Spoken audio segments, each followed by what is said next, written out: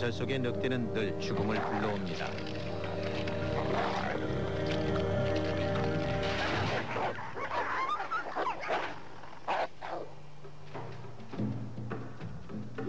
동화 속에서도 나쁜 짐승으로 자주 등장하죠.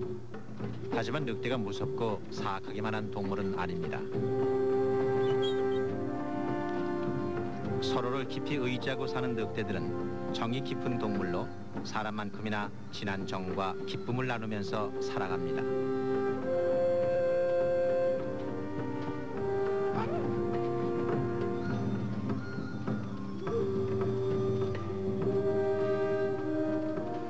선입견을 버리고 다시 보면 어두운 전설로 가려진 이들의 세계가 새롭게 다가설 것입니다.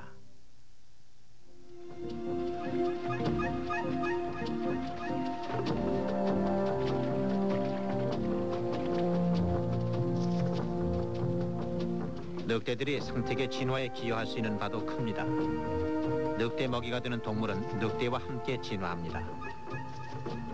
약하고 병든 사슴은 늑대가 제거하고 튼튼한 종자만 살아남아서 번식하게 됩니다.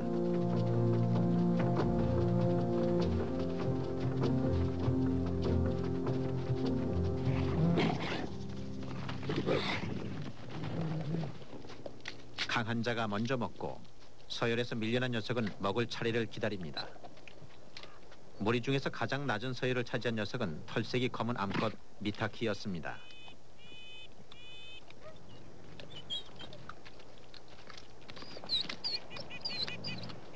다른 식구가 먹는 동안 미타키는 구경만 합니다.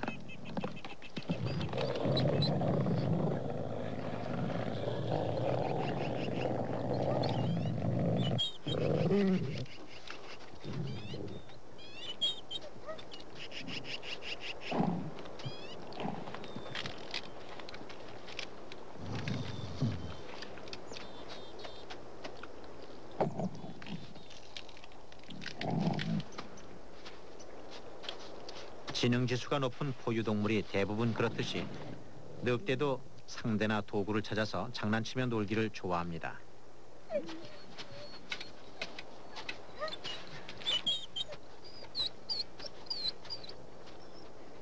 캐런과 캐런이 들고 다니는 물건은 늑대들이 좋아하는 놀이 상대입니다.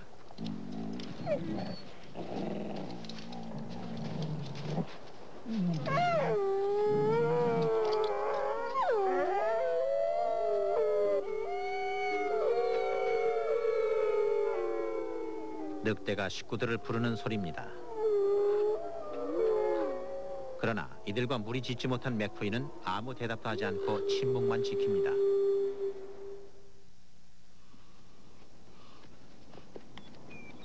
북미 대륙 고유의 동물이 모두 모여서 완벽한 생태계를 형성하고 있다는 옐로우스톤 국립공원에도 정작 늑대들은 살고 있지 않습니다. 이곳에 사는 엘크 사슴은 3만 마리가 넘습니다. 하지만 늑대는 단 한 마리도 살아남지 못했습니다. 이곳에 다시 늑대를 서식하게 하자는 움직임도 있습니다. 그러나 옐로우스톤 공원 근처 목장 주인들은 늑대들이 돌아올지도 모른다는 생각에 불안해하고 있습니다. 공원 근처 목장 주인 조 헨리 씨도 늑대들을 환영하지 않습니다. 만약에 옐로우스톤 국립공원에서 늑대들을 살게 한다면 늑대들이 근처에 있는 다른 목장이나 우리 목장까지 와서 기웃거릴 것이 틀림없습니다. 목장에는 손쉽게 사냥할 만한 가축들이 얼마든지 많이 있으니까요. 게다가 늑대들도 여기서 살 수도 없어요. 여긴 과거에 늑대들이 살던 곳이 아닙니다. 80년 전까지도 늑대들이 산 땅이라고는 하지만 이제 사람이 삽니다. 늑대들이 비집고 살 틈이 없습니다. 늑대가 목장에 침입해서 가축이나 사람을 해친다면 어떻게 합니까? 법으로 보호받는 동물을 해칠 수도 없고 보고만 있어야 한다는 소린데 말도 안 되죠. 목장 안에서건 바깥에서건 늑대를 죽이는 건 법으로 금지되어 있습니다. 그래서 사람들은 늑대를 죽이고도 사실을 숨기고 있습니다. 늑대를 다시 번식시키는 문제에 대한 찬반 양론은 아직도 첨예하게 대립되고 있습니다. 그동안 우리는 늑대 없이도 잘 살았고 또 잘 살아갈 수 있습니다. 늑대들 때문에 사냥할 수 있는 동물이 줄어든다는 것도 저희처럼 사냥을 즐기는 사람들에겐 달갑지 않은 일입니다. 몬타나주 남서부에 사는 사냥꾼들 대부분이 늑대라면 발견하는 대로 아무 주저없이 쏴 죽이겠다고 말하고 있습니다. 소는 사람들의 생활을 윤택하게 해주는 귀중한 자원입니다. 그 귀중한 자원을 늑대에게 뺏기게 된다는 점을 기억해 주십시오.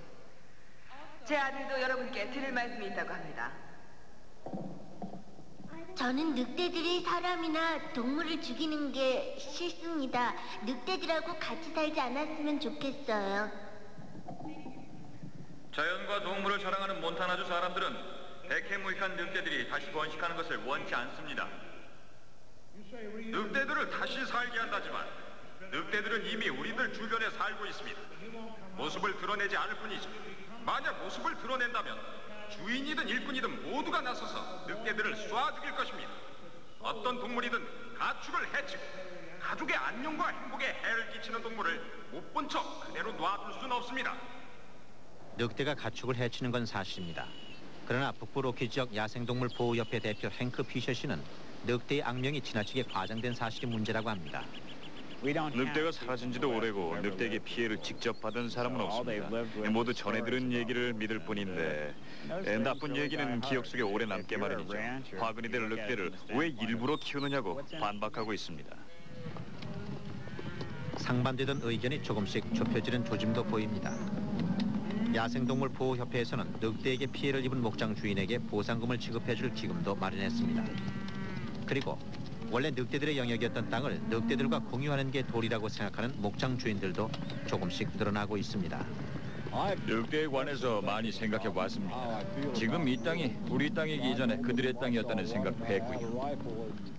만약 늑대들이 다시 이곳에 살게 되고 목장에까지 침입한다 하더라도 가축이나 사람들한테 큰 피해만 입히지 않는다면 함께 살 용의가 있습니다.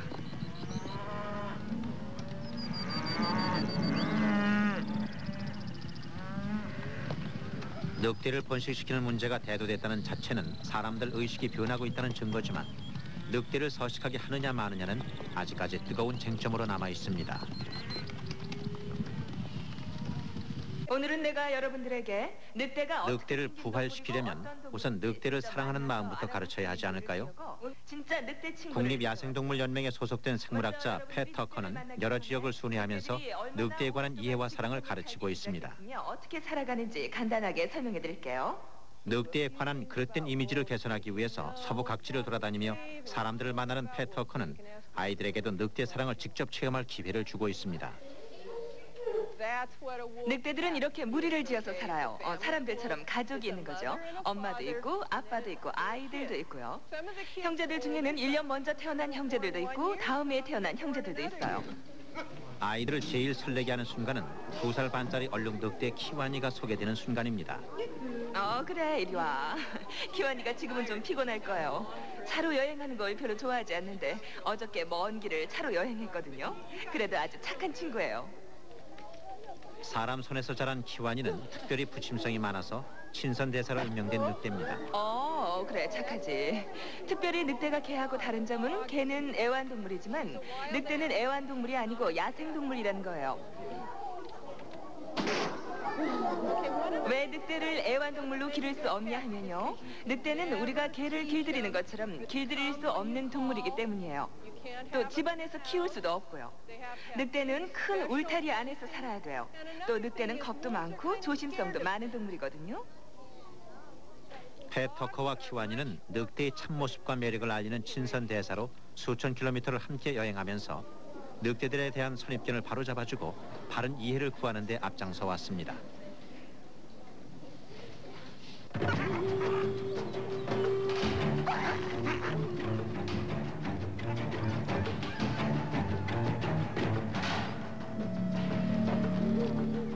늑대는 CEN, 시우 같은 미국 인디언 부족 문화에 큰 영향을 미쳤습니다. 인디언들은 늑대를 특별한 동물로 여기고 사랑했습니다. 저마다 강인하면서도 엄격한 서열 생활을 하면서 서로에게 충성을 다하는 늑대를 존경했습니다.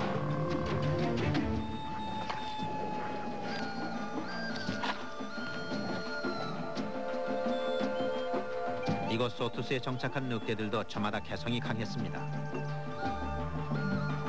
암컷 미타키는 서열은 가장 낮았지만 상대의 장난기를 발동시키는 재주가 있었습니다. 서열이 높은 식구들도 녀석의 짓궂은 장난을 기꺼이 받아줍니다.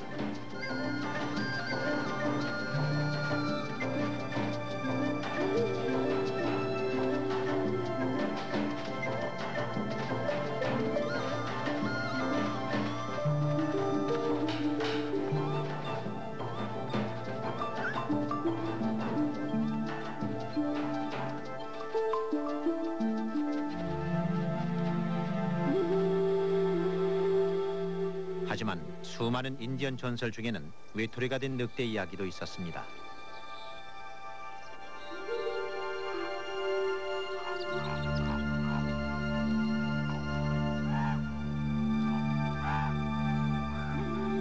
암컷 메쿠이가 혼자서 지내는 기간이 너무 길다고 생각한 더처가 이유를 밝혀내기로 결심합니다.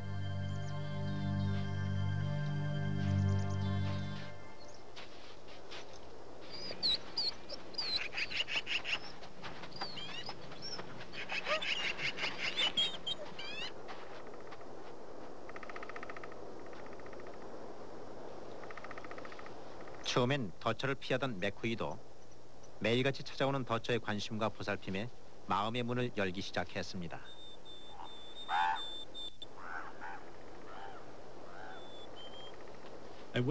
하루도 안 그러고 메쿠이를 찾아갔습니다. 친구가 그리운 듯이 보였어요.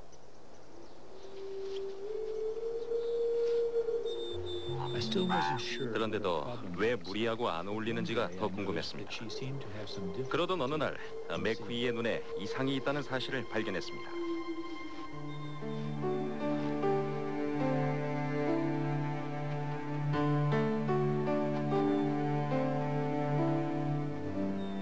가까이서 들여다본 메쿠이의 눈은 뿌옇게 흐려져 있었습니다.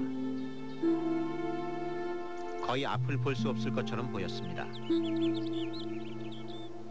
엉덩이에는 물려서 생긴 상처도 많았습니다. 시력이 나빴던 메쿠이는 갑자기 늘어난 새 식구들에게 미리 겁을 먹고 거리를 두었던 것입니다.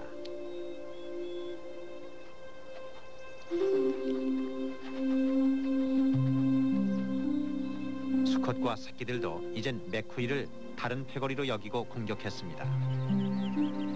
다시 그들과 어울릴 수도 없고 보호를 받지 못하면 굶어 죽을 운명이었습니다.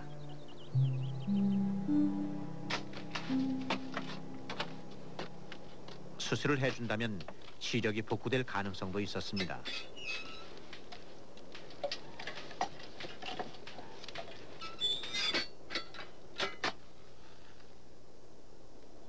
하지만 동물의 삶을 인위적으로 바꾸는 문제는 함부로 결정할 수 없는 문제입니다.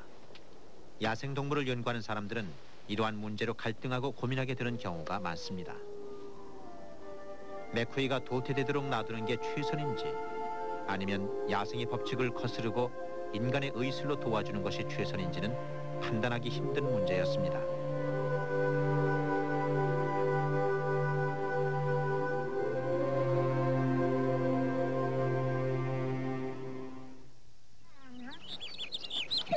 결국 메쿠이의 눈을 수술해주기로 의견을 모았습니다.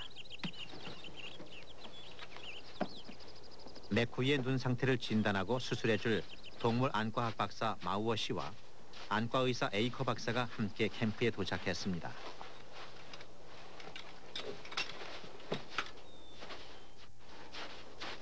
더처가 메쿠이에게 먹이와 함께 진정제를 먹였습니다. 메쿠이의 고통을 조금이라도 덜기 위해 메쿠이를 병원으로 옮기는 일은 피하기로 했습니다. 대신 메쿠이는 텐트 안에서 수술을 받았죠.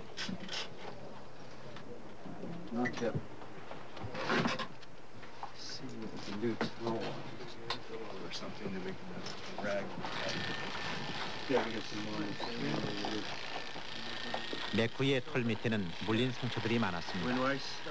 상처가 곪기 전에 먼저 그 상처부터 치료해야 했습니다.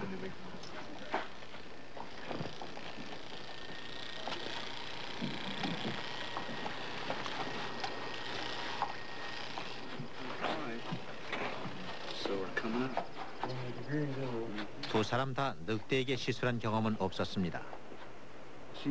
수정체만 이식하면 잘 볼 겁니다. 예, 다행입니다. 이 눈은 완전히 실명 상태였어요. 맥퀴는 백내장을 앓고 있었습니다. 그럼 이제까지 한쪽 눈으로만 보고 살았군요. 예, 이제까지 왼쪽 눈만 의지하면서 살았겠죠. 망가진 수정체만 바꿔주면 됩니다. 의사는 맥퀴의 망가진 수정체를 제거하고 인공 수정체를 이식해 넣습니다. 수술만 성공하면 시력은 완전히 회복될 수 있습니다.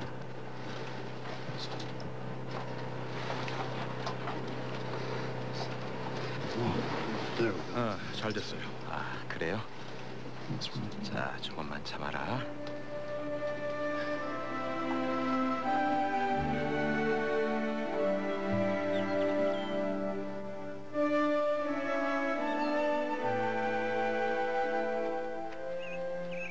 맥퀴가 완쾌되는 데는 2달이 걸렸습니다. 여전히 무리와 합류하지 못하고 작은 울타리 안에서 외롭게 지내던 맥퀴에게 친구가 돼줄 새 식구가 생겼습니다.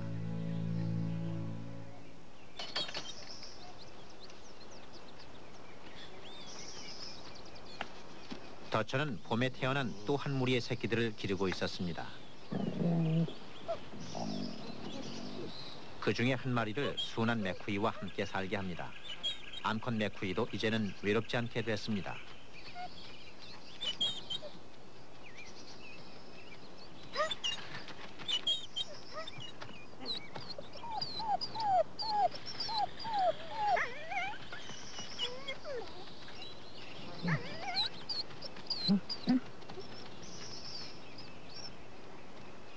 보호구역 아니라고 해서 냉엄한 야생의 법칙을 피해갈 수는 없었습니다.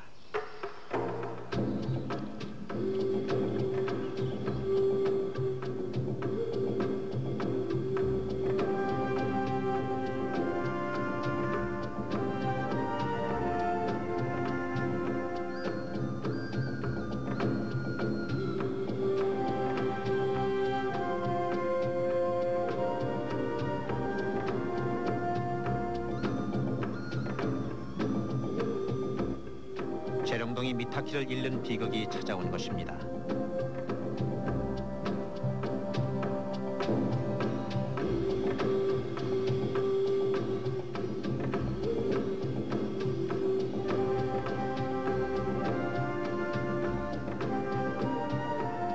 서열이 낮아서 늘 먹을 차례를 기다리고 주체할 수 없는 장난기로 언제나 가족들을 즐겁게 해준 미타키가 목숨을 잃었습니다.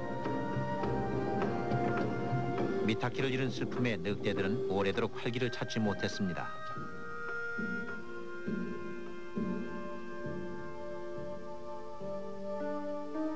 암컷 미타키는 어느 6월 아침 시체로 발견됐습니다.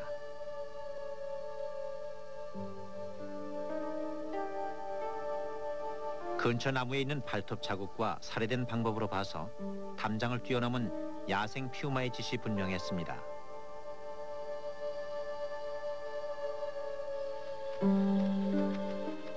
어떻게 죽었는지 확실히 알 길은 없었지만 갑작스런 미타키의 죽음은 무리에게 커다란 충격을 남겼습니다.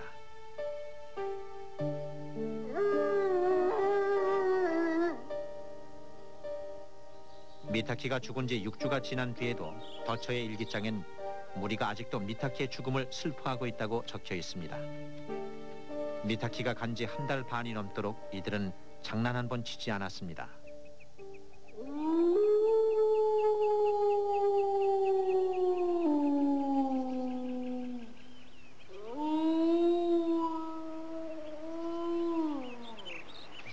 자, 여긴 팔이 빠지니까 아저씨가 도와줄게. 자, 그래.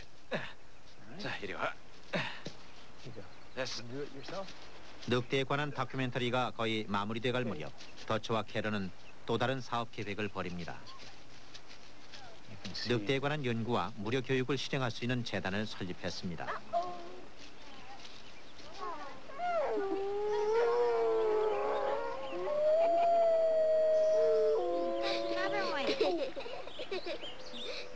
재단에서 준비한 교육 과정은 유치원생부터 다 큰 아이들에게까지 숲속에서 자유롭게 무리지어 사는 늑대들을 직접 볼 수 있는 현장 학습의 기회도 제공했습니다.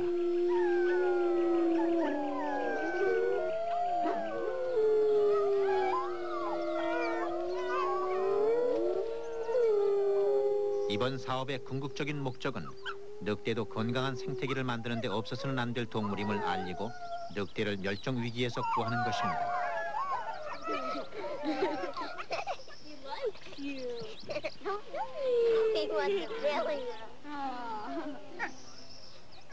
울타리 안에 있는 다 큰 늑대들이 지켜보는 가운데 이들과 한 가족이 될 새끼들은 아이들과 즐거운 한때를 보냅니다.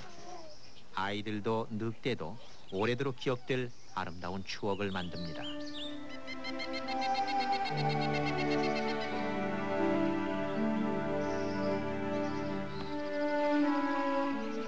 늑대의 행동 언어를 연구하기 위한 영상 제작에 뛰어든 더처는 늑대들의 영원한 친구가 되어버렸습니다. 역시 누군가의 언어를 배우는 지름길은 먼저 그 누군가의 생각을 마음으로 이해할 줄 아는 친구가 되는 것이었습니다.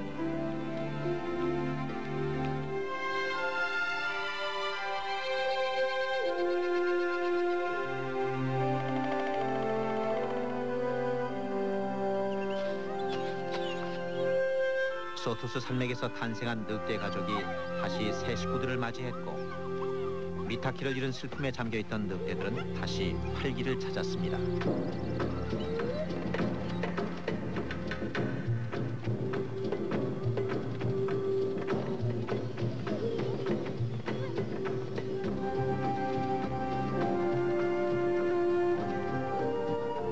사라진 늑대들의 부활을 재촉하기 위해 신선대사 역할까지 맡은 소투스 산맥의 늑대들. 지금은 비록 갇혀진 공간에서 살고 있지만 이들의 몸짓에서 볼 수 있는 자유와 용기는 곧 이들을 해방시켜 줄 것입니다.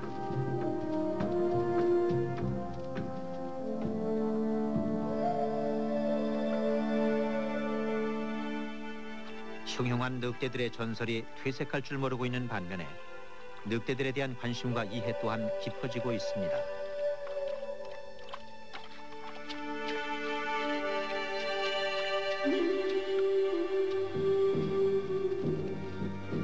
우리가 늑대들에게서 뺏은 땅과 그들에게 진 빚을 조금이라도 갚는다면 우리들한테도 전설적인 늑대의 삶을 다시 볼 수 있는 영광이 돌아올 것입니다. 늑대들의 울음소리가 지구에게 영원한 이별을 고하는 슬픈 소리가 아니라 부활을 알리는 기쁜 소리로 들릴 수 있도록 우리들의 배려가 필요할 때입니다.